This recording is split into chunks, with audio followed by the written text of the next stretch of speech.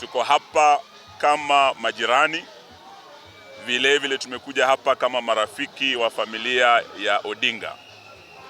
Siku ya leo tumekuja kuomboleza, na tunakumbuka wakati pia tulipata pigo kama hili kama jamii ya Mlembe.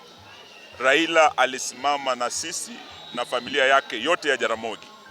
Wakati Wamalwa kijana aliaga ndugu yangu, siku kama hii Raila alikuja paka kwetu kule Kitale, akaja na Ndume, akaja na viongozi wote wa Nyanza kuomboleza nasi.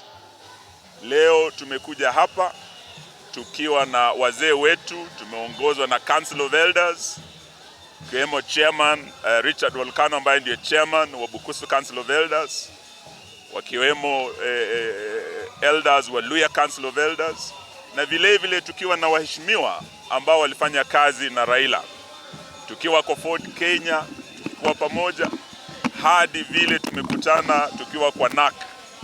Yeye na Wamalwa walibaki marafiki hadi Wamalwa akaaga dunia wakati walikuwa wameunda serikali ya NAK. Siku ya leo tuambia jamii ya Nyanza, jamii ya ODM, poleni. Lakini kule Uingereza wanasema the king is dead, long live the king. Tunajua ingawa baba ametuacha, hakuwa tu baba wa watu wa Nyanza. Huyu alikuwa baba wa taifa la Kenya.